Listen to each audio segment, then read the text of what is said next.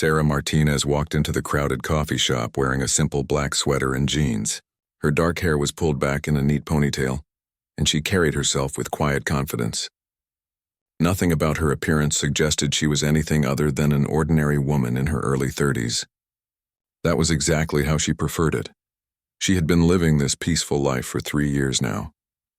After 15 years of serving in classified military operations, Sarah had earned her retirement. The small town of Cedar Falls was perfect for someone who wanted to disappear from their past life.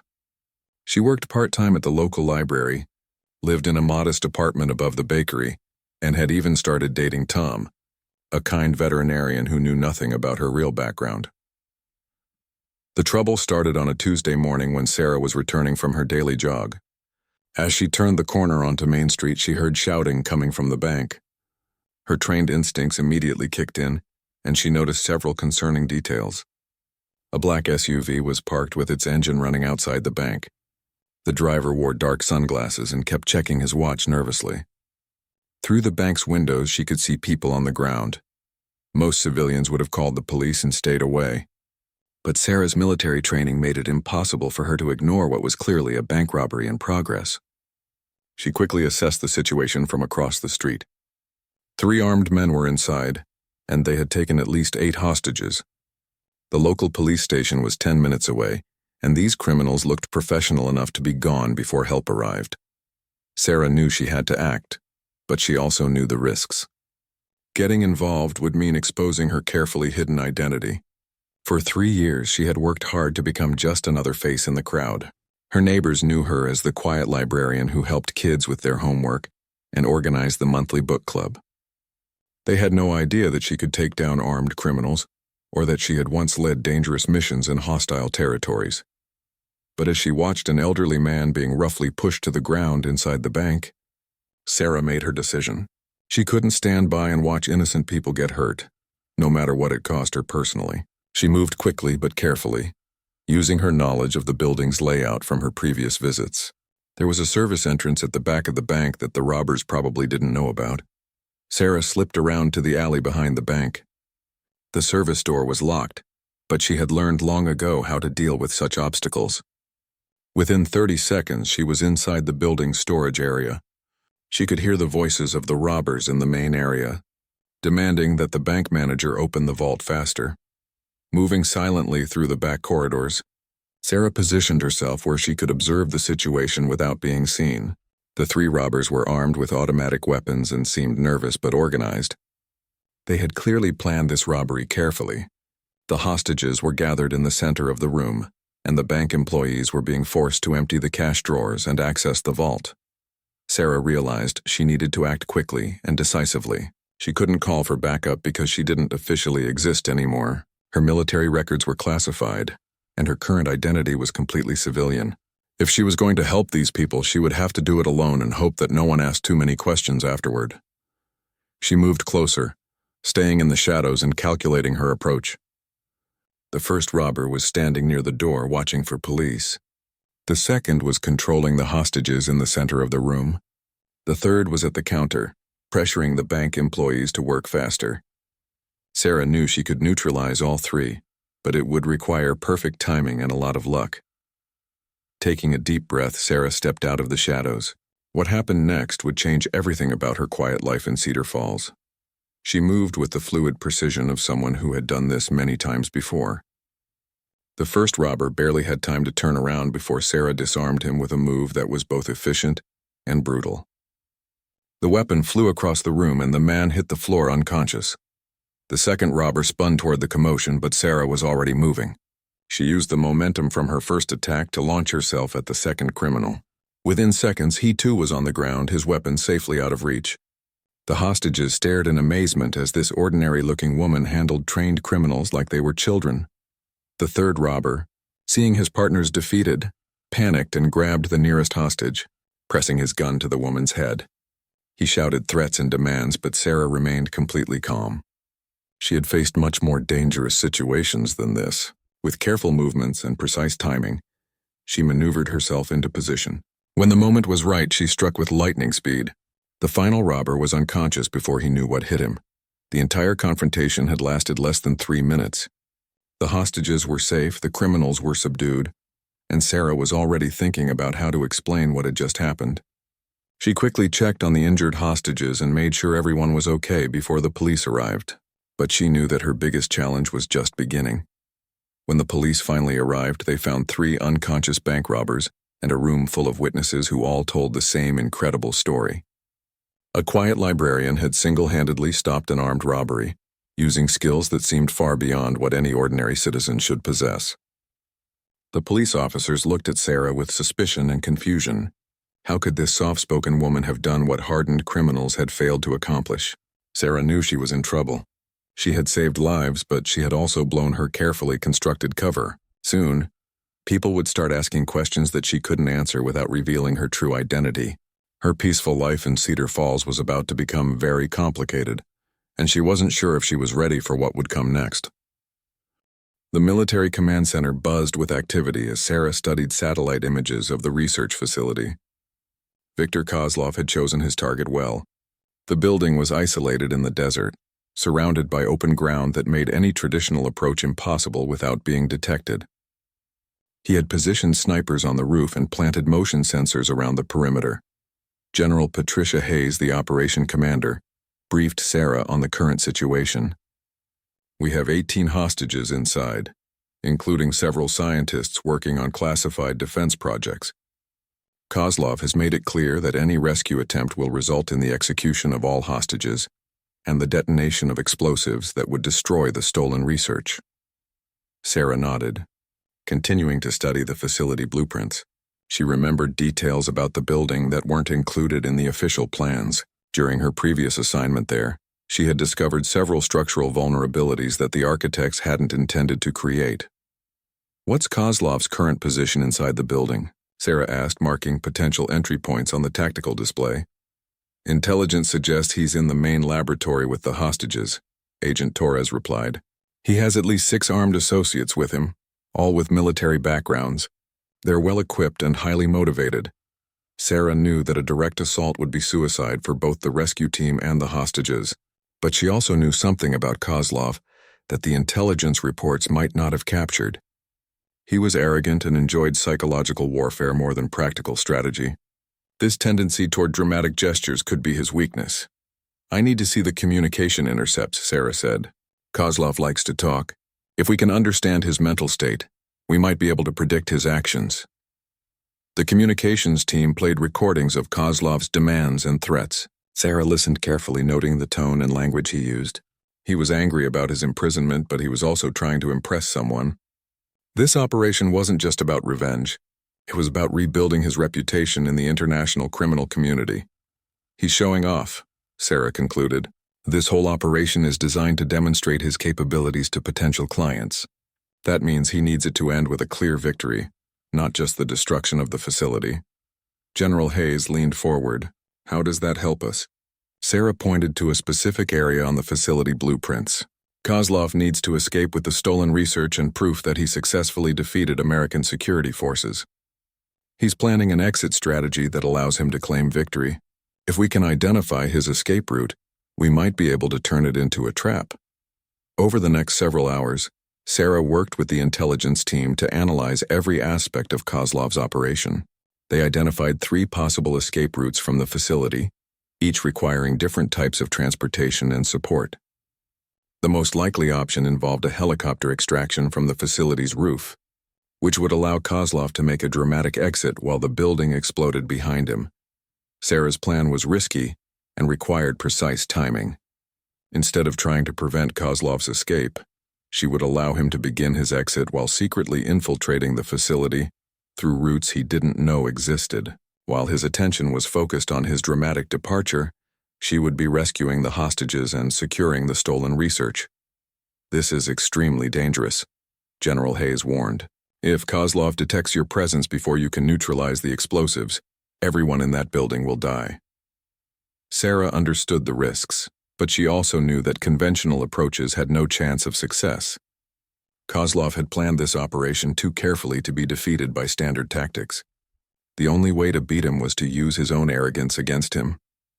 As night fell over the Nevada desert, Sarah prepared for what might be her final mission. She checked her equipment carefully, knowing that any failure could cost 18 innocent lives. The tactical gear felt familiar after 3 years away, but she noticed that her reflexes were slightly slower than they used to be. 3 years of peaceful living had softened some of her edge. The infiltration began at midnight. Sarah approached the facility through a network of drainage tunnels that connected to the building's foundation. These tunnels weren't marked on any official blueprints, but she had discovered them during a security assessment 5 years earlier. The narrow concrete passages were uncomfortable and claustrophobic, but they provided access to the building without triggering any of Kozlov's security measures.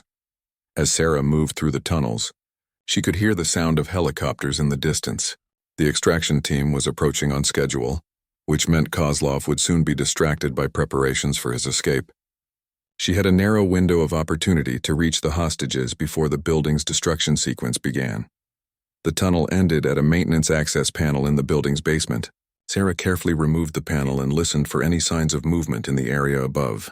The basement appeared to be empty, which meant Kozlov's forces were concentrated on the upper floors where the hostages were being held. Sarah moved silently through the building's lower levels, avoiding security cameras and motion sensors that she remembered from her previous time there. The facility's layout was exactly as she remembered, which gave her a significant advantage over Kozlov's team. They might control the building, but she knew it better than they did. As she reached the stairwell leading to the main laboratory level, Sarah could hear Kozlov's voice echoing through the building's intercom system. He was making dramatic speeches about revenge and the failures of American security forces. His need for theatrics was providing the perfect cover for her approach. The real challenge began when Sarah reached the laboratory level. Kozlov had positioned guards at strategic points throughout the floor, and the hostages were being held in a central room that was heavily monitored. Sarah would need to neutralize the guards silently while avoiding detection by Kozlov himself. Using skills that she hadn't needed for 3 years, Sarah began systematically eliminating the guards one by one. Each takedown had to be completely silent and perfectly timed. Any mistake would alert Kozlov and trigger the building's destruction sequence. As Sarah moved closer to the main laboratory, she could see the hostages through a partially open door. They were frightened but appeared to be unharmed. Kozlov was standing near a computer terminal, probably monitoring his escape helicopter's approach. Several armed associates were positioned around the room, but their attention was focused outward rather than on potential threats from within the building. Sarah realized that this was her moment. Kozlov's helicopter was approaching, his guards were distracted, and she had a clear view of the laboratory's layout. She would have only seconds to execute her plan before Kozlov realized what was happening. Taking a deep breath, Sarah prepared to confront the man who had destroyed her peaceful life and threatened innocent people simply to satisfy his own ego. The next few minutes would determine whether her return to active duty would end in victory or tragedy. Sarah stared at Torres in disbelief. After 3 years of carefully avoiding any connection to her past life, the government was asking her to voluntarily step back into the world she had fought so hard to leave behind. The irony wasn't lost on her that saving innocent people in a bank robbery had led to this moment. "What exactly are you asking me to do?" Sarah said, closing her apartment door behind Torres. She had learned long ago to be cautious about any request from government agencies, especially when they came in the middle of the night. Torres sat down at her small kitchen table and pulled out a secured tablet. 3 days ago, a terrorist cell infiltrated a classified research facility in Nevada. They took hostages and stole information about advanced defense technologies. The facility was supposed to be impossible to breach, but these people had inside knowledge and military training. Sarah listened carefully, already understanding where this conversation was heading. The government had problems that required her specific set of skills, and they were willing to bring her out of retirement to solve them. The terrorists have demanded the release of several international criminals in exchange for the hostages, Torres continued. But intelligence suggests they're planning something much bigger. The stolen research involves technologies that could be used to create devastating weapons if it falls into the wrong hands. Sarah walked to her window and looked out at the quiet street, where she had lived peacefully for 3 years. Normal people were sleeping in their beds, unaware that their safety might depend on decisions being made in her small apartment. She had hoped never to be in this position again, but she couldn't ignore the lives that were at stake. "Why me?" Sarah asked, though she suspected she already knew the answer. There are other operators who could handle this situation. Torres looked up from his tablet. The facility they attacked was one where you worked 5 years ago. You know the layout, the security systems, and the personnel better than anyone else currently available. More importantly, the terrorist leader is someone you've encountered before. Sarah felt her stomach tighten. There were several people from her past who would qualify as terrorist leaders, and none of those potential reunions would be pleasant. Who is it? Viktor Kozlov, Torres said, watching Sarah's reaction carefully. He escaped from federal prison 6 months ago, and intelligence indicates he's been planning this operation ever since. Sarah closed her eyes and took a deep breath. Viktor Kozlov was a name she had hoped never to hear again. 3 years earlier, she had been part of the team that captured him after he had stolen classified weapons technology and sold it to hostile foreign governments. During his capture, 2 of her team members had been killed, and Kozlov had sworn revenge against everyone involved in his arrest. Kozlov knows I was involved in his capture, Sarah said. If he's behind this operation, then my involvement could make the situation worse. Torres shook his head. Actually, intelligence suggests the opposite. Kozlov chose this particular facility because he knew about your connection to it. He's counting on the government being reluctant to send you back into the field. He thinks your retirement gives him an advantage. Sarah realized that Kozlov was using her desire for a peaceful life as a weapon against the very people she had once sworn to protect. By staying retired, she might be allowing him to succeed in an operation that could cost many lives. What about my cover here in Cedar Falls? Sarah asked. If I take this mission, there's no way to maintain my civilian identity. Torres looked uncomfortable. That decision has already been made for you. Marcus Cole, the journalist, published a story 2 hours ago suggesting that the bank robbery hero has connections to classified military operations. Your face is now associated with speculation about government black ops programs. Sarah felt the last pieces of her carefully constructed normal life crumbling away. Even if she refused the mission, she could never return to being just a small-town librarian. Her cover was blown, and the media attention would only continue to grow. Show me the facility plans, Sarah said, making her decision. And I want full operational control. No oversight from people who don't understand the situation on the ground. Torres activated his tablet and began displaying detailed schematics of the Nevada research facility. Sarah studied the layouts carefully, remembering the weeks she had spent there working on classified projects. She knew every entrance, every security checkpoint, and every potential vulnerability. The hostages are being held in the main research laboratory, Torres explained. Kozlov has rigged the entire building with explosives, and he's threatened to detonate them if anyone approaches. Traditional assault teams can't get close enough to attempt a rescue. Sarah nodded, already formulating a plan. The facility had several access points that weren't marked on standard blueprints, including maintenance tunnels that connected to the neighboring buildings. During her time there, she had memorized these hidden routes as part of her security assessment. I'll need specific equipment and a small support team, Sarah said. But most importantly, I need guarantees about what happens after this mission is complete. I won't be pulled back into active duty permanently. Torres made several calls to his superiors, while Sarah packed the few belongings she wanted to keep from her life in Cedar Falls. It was strange to realize that after 3 years of accumulating the normal possessions of civilian life, very little of it seemed worth taking with her. The hardest part was writing a letter to Tom. She couldn't tell him the truth about where she was going or why, but she owed him some explanation for her sudden disappearance. She settled on a vague story about family emergencies and government obligations, knowing that he would probably never fully understand what had happened. 2 hours later, Sarah was on a military transport plane heading toward Nevada. She had changed out of her civilian clothes and back into the tactical gear that felt both foreign and familiar after 3 years away from it. The other passengers on the plane were intelligence analysts and support personnel who would be part of the operation.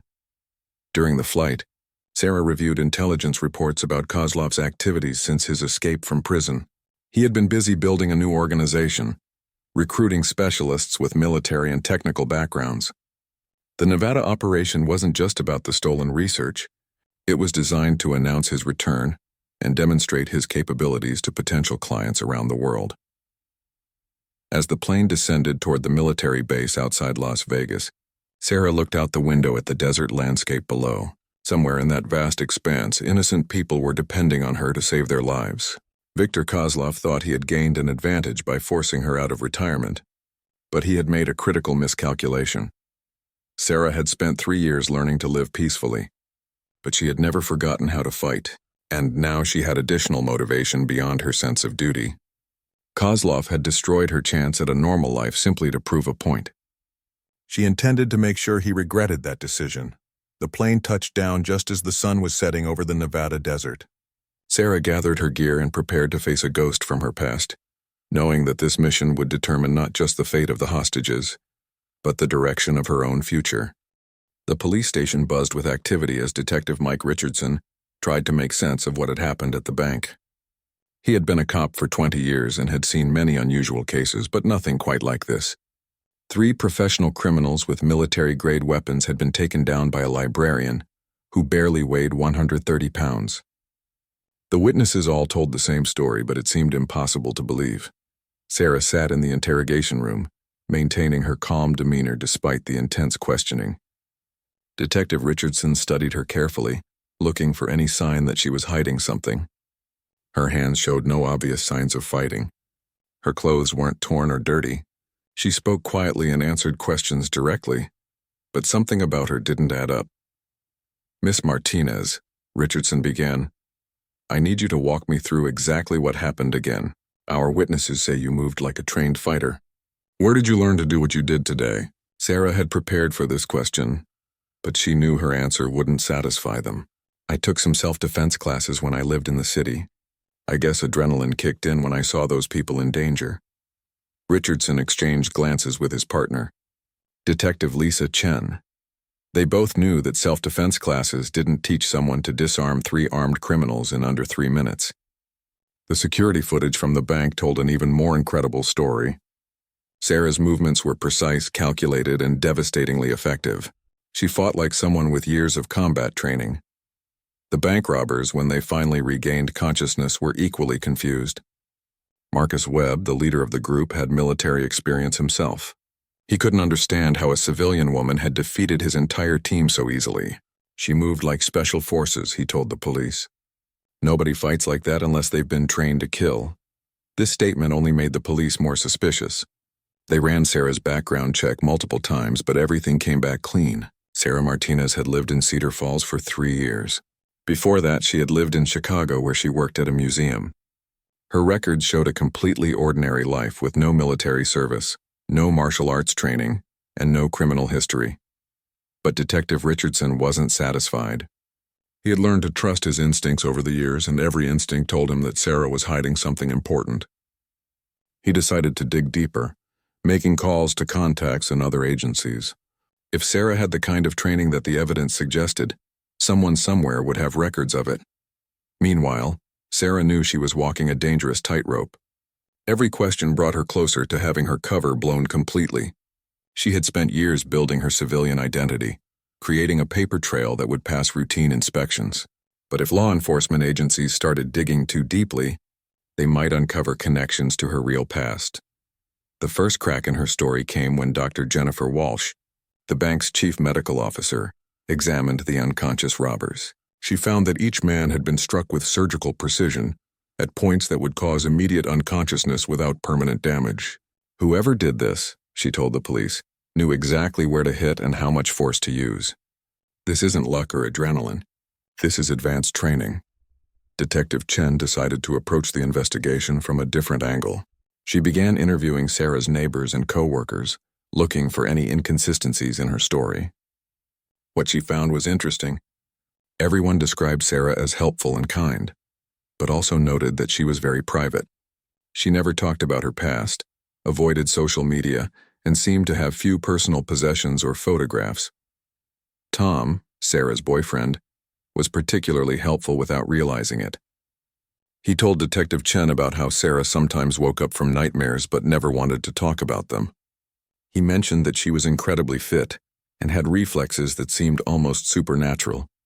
Once, when a car had backfired on the street, Sarah had instantly dropped to the ground and looked around for threats before realizing what had happened.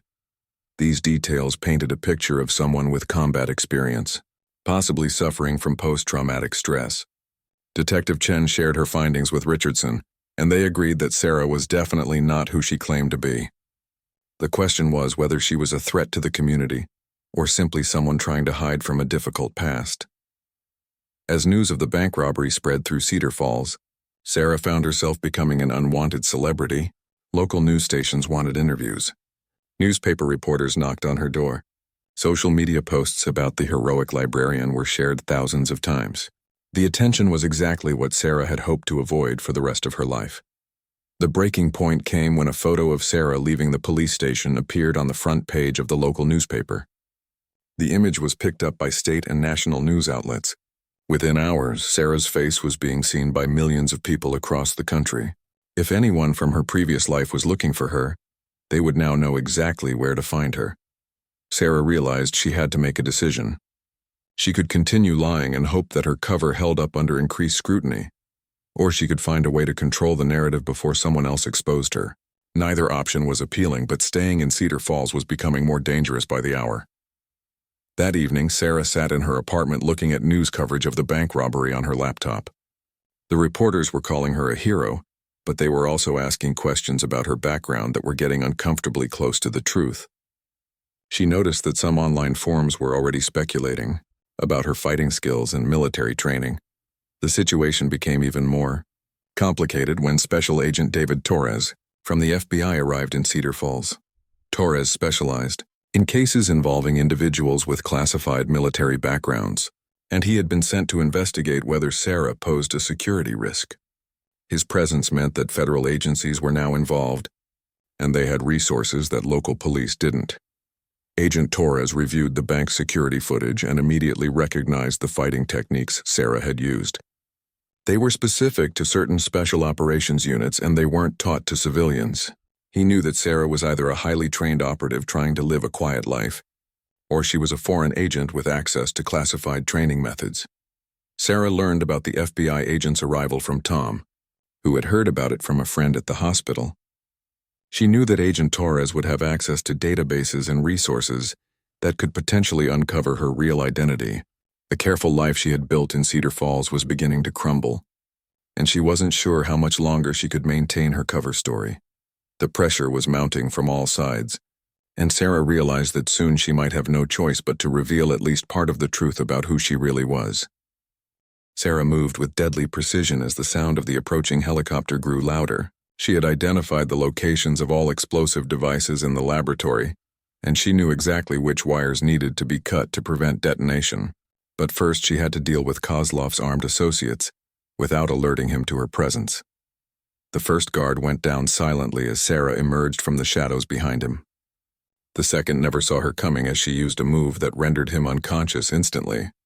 The hostages watched in amazement as this mysterious figure systematically neutralized their captors without making a sound. Viktor Kozlov was so focused on his escape preparations that he didn't notice the disappearance of his guards until Sarah stepped into his line of sight.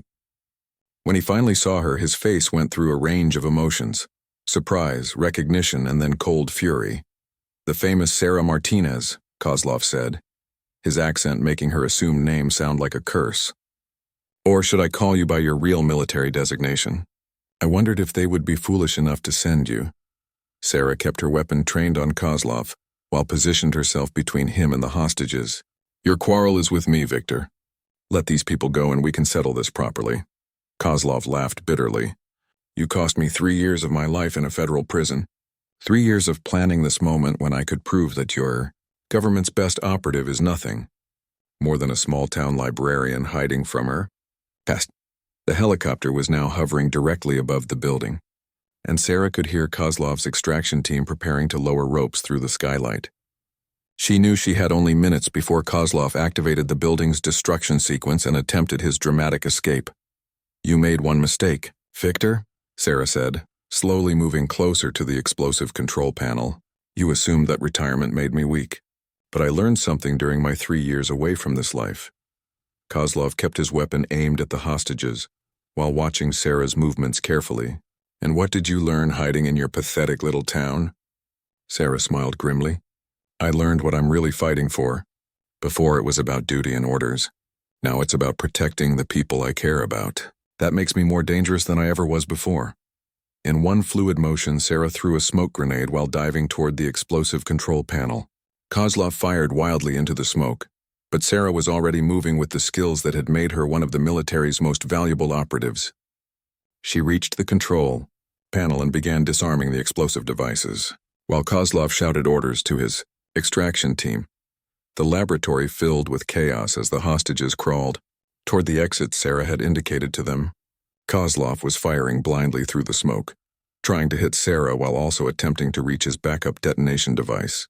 The helicopter outside was lowering ropes, and Sarah could hear more of Kozlov's associates rappelling down from the roof. Sarah finished disarming the main explosive sequence just as Kozlov lunged toward her with a knife. The two combatants crashed into a bank of computer equipment, sending sparks and debris flying through the smoke-filled laboratory. This was the confrontation that both of them had been anticipating since Sarah's involvement in his original capture. Kozlov was skilled and motivated by years of hatred, but Sarah was fighting for something more important than revenge. As they struggled for control of the knife, she managed to slam his hand against a concrete pillar, causing him to drop the weapon. Before he could recover, Sarah had him in a hold that left him completely immobilized. "It's over, Victor," Sarah said, maintaining her grip while Kozlov struggled futilely. "Your extraction team can't reach you. The explosives are disarmed and the hostages are safe." Kozlov's response was to activate a hidden device that sent a signal to his helicopter team. Within seconds, the aircraft was firing into the building, trying to create an opening for his escape. Sarah realized that Kozlov had planned for this contingency as well. Pulling Kozlov with her, Sarah moved toward the laboratory's emergency exit while debris rained down from the damaged ceiling. She could hear military helicopters approaching in the distance, which meant that the rescue operations support team was finally arriving. But first, she had to get the remaining hostages out of the building before Kozlov's associates decided to bring the entire structure down. The emergency stairwell was filled with smoke and dust, but Sarah navigated it from memory while dragging the unconscious Kozlov behind her. She had hit him with a precise strike that would keep him unconscious long enough to get everyone to safety, but not long enough to cause permanent damage. When Sarah emerged from the building with Kozlov and the last of the hostages, she was met by a team of military medics and intelligence officers. Agent Torres was among them, looking relieved to see that the operation had been successful. General Hayes was coordinating the capture of Kozlov's remaining associates, who had surrendered when their leader's escape plan failed. "Outstanding work," General Hayes said as medics checked Sarah for injuries. "The stolen research has been recovered, all hostages are safe, and Kozlov is finally back in custody." Sarah looked back at the damaged research facility and thought about the chain of events that had brought her to this moment. A simple bank robbery in Cedar Falls had led to the exposure of her identity, which had led to this mission and confrontation with her past.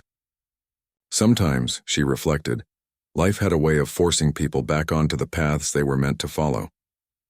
Over the next several hours, Sarah went through extensive debriefings with various intelligence agencies. The mission had been a complete success, but it had also raised questions about her future. Her civilian cover was completely blown, and media outlets were already speculating about her involvement in the Nevada operation. Agent Torres approached her as she was preparing to leave the military base. "The Department of Defense has made a decision about your status," he said. "Given the circumstances, they're prepared to offer you a choice that most retired operatives never get." Sarah listened as Torres explained the government's proposal. She could return to active duty with a promotion and assignment to a prestigious special operations unit, or if she preferred, they would provide her with a completely new identity and relocation to anywhere in the world she wanted to go. But Sarah had already made her decision during the firefight in the laboratory. "I want to go back to Cedar Falls," she said. "Not as Sarah Martinez the librarian, but as myself. If people know what I really am, then I might as well use that knowledge to help my community." Torres looked surprised. "You want to return to a small town where everyone knows you're a former special operations soldier?" Sarah smiled for the first time in days. "I want to go home. Cedar Falls became my home during those 3 years, and the people there became my family. If I can't hide among them anymore, then maybe I can protect them instead." The decision felt right as soon as she made it. Sarah had learned that running from her past wasn't the answer. Instead, she would find a way to use her skills and experience to build a better future for herself and the people she cared about. 3 weeks later, Sarah walked back into the Cedar Falls library wearing jeans and a simple sweater. The other librarians welcomed her back with a mixture of awe and genuine affection. The bank robbery and subsequent media attention had made her a local celebrity, but to them, she was still the colleague who had helped organize reading programs and worked late to help students with their research projects. Tom was waiting for her when she finished her first day back at work. Their relationship had been strained by her sudden disappearance and the revelations about her past, but he had decided that the woman he had fallen in love with was still the same person, regardless of her background. So, Tom said as they walked down Main Street together, "What do I call you now? Sarah Martinez, or your real name?" Sarah looked around at the small town that had become her home, and the people who had accepted her despite learning the truth about her identity. "Just call me Sarah," she said. "That's who I choose to be now." As they passed the bank where everything had started, Sarah reflected on how much her life had changed in just a few weeks. She had lost her anonymity and her peaceful retirement, but she had gained something more valuable: the freedom to be herself while still protecting the people she cared about. The tattoo on her shoulder, which had remained hidden beneath her conservative clothing for 3 years, was now visible under her short sleeves. It was a small eagle surrounded by words in a language that most people wouldn't recognize, but anyone with military intelligence training would know exactly what it meant.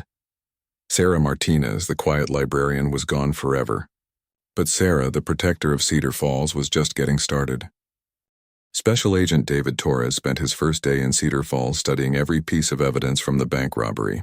The security footage showed movements that he recognized immediately. Sarah's combat techniques were from advanced military training programs that were classified at the highest levels. Either she was one of the most dangerous people in the country, or she was one of the most valuable.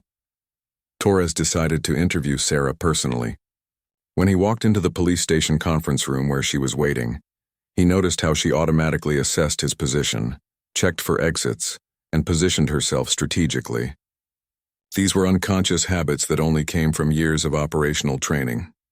"Miss Martinez," Torres began, sitting across from her, "I'm going to be direct. The techniques you use to stop those bank robbers are not taught in civilian self-defense classes. They're specific to certain special operations units. I need to know where you learned them." Sarah looked directly at Torres and saw something in his eyes that told her he already knew more than he was letting on. She had reached a crossroads. Continuing to lie would only make things worse, but telling the truth could expose operations and people who were still active in dangerous situations. "I think you already know the answer to that question, Agent Torres," Sarah replied calmly. "The real question is what you plan to do with that information."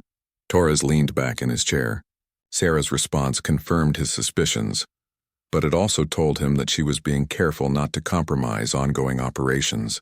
This suggested that she was protecting national security interests, not threatening them. "What I plan to do depends on why you're here and whether you pose a security risk," Torres said. "A decorated special operations soldier living quietly in a small town is one thing. An active operative hiding from law enforcement is another." Sarah made a calculated decision. She couldn't reveal everything, but she could give Torres enough information to understand that she wasn't a threat. "I'm retired, Agent Torres. I completed 15 years of service in classified operations and I earned my discharge.